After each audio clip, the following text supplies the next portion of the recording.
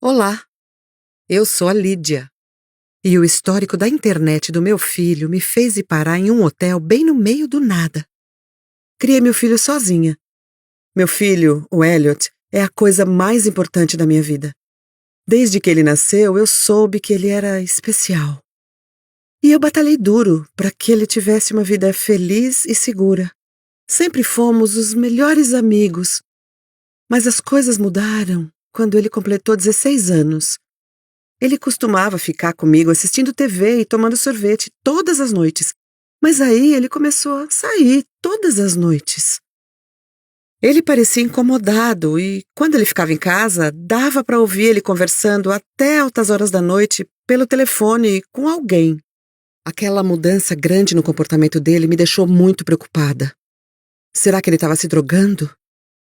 Ou bebendo? Será que estava deprimido? Quando eu resolvi conversar com ele para dizer que eu tinha percebido que ele estava diferente, ele correu para dentro do quarto. Foi quando eu comecei a fazer uma coisa muito feia. Enquanto ele conversava, eu ficava ouvindo atrás da porta. Tentava escutar o que ele estava falando, mas nunca ouvi nada preocupante. Eu achei aquilo tudo estranho, mas eu sabia que ele não ia me contar nada, então eu resolvi dar um passo além. Aí, quando ele foi pro banho, eu entrei no quarto dele e comecei a vasculhar tudo. Procurei por fotos, papéis, alguns objetos e não consegui encontrar nada. Foi quando eu mexi no bolso de uma calça e encontrei uma nota. Mas não era uma nota qualquer. Era uma nota de um bar.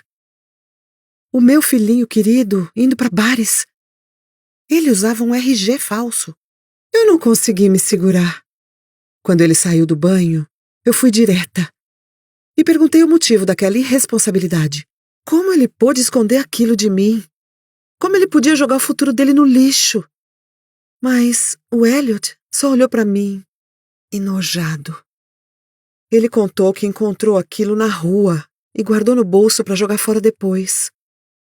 Eu senti um aperto no coração. É bom saber que você confia em mim a ponto de invadir minha privacidade. Depois disso, então, ele correu para o quarto.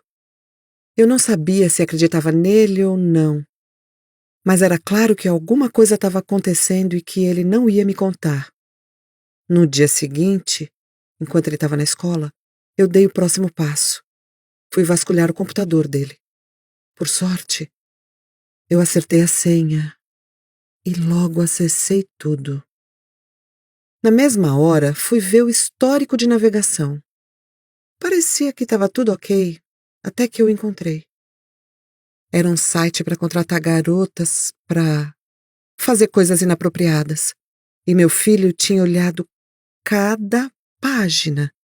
Ele foi nas fotos e nos contatos de dezenas de garotas. Eu quase vomitei. Eu não criei meu filho para isso. Se eu o confrontasse, ele resistiria. Então eu achei melhor bloquear o site. Não entendo muito disso, mas achei que se bloqueasse, ele não poderia mais entrar. Mas claro, ele conseguiu desbloquear. No dia seguinte, ele entrou no site novamente. E ele começou a sair ainda mais. Todos os dias, depois da aula, ele saía. E quando eu pedia que ele voltasse, ele não gostava. Todas as noites eu tinha insônia, preocupada com ele. Aí, um dia eu encontrei uma marca de batom na roupa dele. Aí eu decidi agir. Uma das noites em que ele saiu, eu fui atrás. Tomei cuidado para ficar fora do campo de visão dele. Quando ele parou num restaurante, eu fiquei aliviada. Talvez ele tivesse só indo jantar à tarde com os amigos. Mas aí, eu vi a moça. Ela estava com um vestidinho curto. Parecia que tinha saído de uma boate de strip. Ela foi até o Elliot e eles se abraçaram. Eu fiquei muito irritada, furiosa. Como meu filho era amigo de uma garota assim? Eu quis correr para fora do carro, mas esperei. Eu fiquei assistindo enquanto eles jantavam juntos. Eles riram, conversaram, mas de repente parece que o assunto começou a ficar sério. Meu filho anotou alguma coisa. Quando se levantaram para sair, eu fiquei tensa. será que eles iriam para algum hotel estranho? Aí, para minha surpresa, eles só se abraçaram. A garota saiu e meu filho ficou parado na porta por mais um tempo. Só que outra garota com um vestidinho minúsculo foi falar com ele. Eu não conseguia acreditar. Ele queria achar a moça certa. Com quantas garotas ele já tinha saído? Finalmente, depois de conversar com umas 4 garotas, ele entrou no carro e voltou para casa. Eu tive que correr pelas ruas. Furei semáforos e peguei atalhos para chegar antes. Eu sabia que a única forma de parar meu filho era dando um flagra.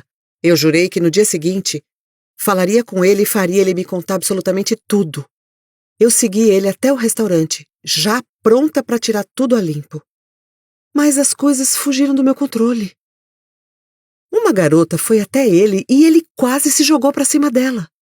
Eles se abraçaram como se fossem amigos de infância. Aí foram para o carro do Elliot. Eu tinha que ir atrás. Eu tentei seguir de longe, mas acho que eles me viram. Eles fugiram o mais rápido possível. Fizeram várias manobras. Tentaram me despistar. E eu achei que tinham conseguido. Acabei dirigindo pela cidade, tentando achar o carro dele estacionado. Aí, então, eu achei o carro na frente de um hotel capenga. Só tinha um quarto aceso. E eu sabia que tinha que ser o quarto que ele estava com aquela mulher. Sem pensar 2 vezes, eu corri até lá e comecei a bater. Deu para ouvir as vozes lá dentro. A porta se escancarou e o Elliot estava com o abajur na mão, pronto para jogar em mim. Eu gritei com ele dizendo que aquela atitude era inaceitável. Mas ele me olhou com cara de choro. O que você achou que eu ia fazer, mãe? Por que você me seguiu? Coitado. Deu para ver que a garota também chorava. E ela me pareceu familiar. Eu gritei, perguntando se ela sabia que ele era menor de idade, e aí ela chorou ainda mais. Quando tentei arrastar o Elliot dali, ele resistiu e abraçou a garota. Eu ameacei chamar a polícia.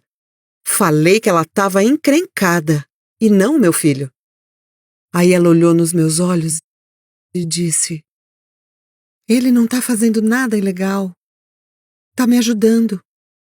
Então meu filho disse: não importa, porque ela não confia e nem acredita em nada do que eu falo. Sinceramente, aquilo doeu. Eu pedi para o Elliot uma explicação, já que para ele eu estava agindo errado. E a resposta dele mexeu comigo.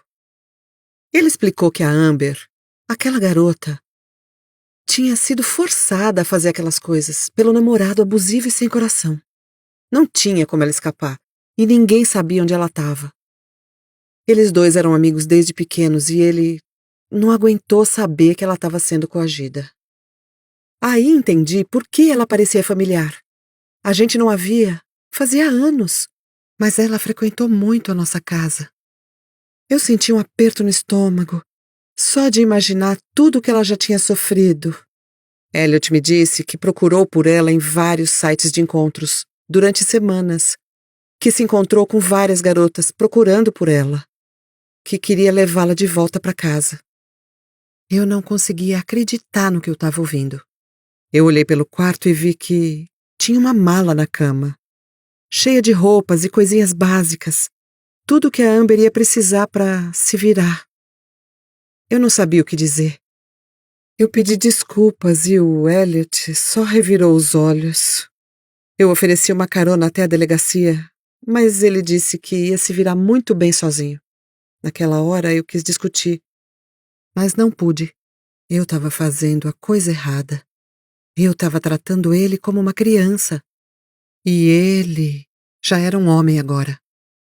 Eu fui para casa e esperei por ele. Eu percebi que tinha sido uma mãe péssima, por não confiar no meu próprio filho. Quando ele chegou, a gente teve uma conversa séria. Eu disse que estava com medo de ter estragado a nossa relação, e ele prometeu que a gente estaria sempre juntos. Ele só estava crescendo e precisava que eu confiasse nele. E depois de tudo, ajudamos a Amber a se mudar para a casa de parentes em outra cidade, onde ela ficaria segura. E ela está bem agora. E eu nunca tive tão orgulhosa da ajuda que o meu filho deu. Os pais podem passar do limite às vezes, mas normalmente é por medo e por preocupação com os filhos. Uma boa conversa é a melhor forma de manter uma relação saudável com eles. Você gostou da história? Não esqueça de curtir o vídeo, comentar e se inscrever no Assim Aconteceu. Nós postamos vídeos novos toda semana.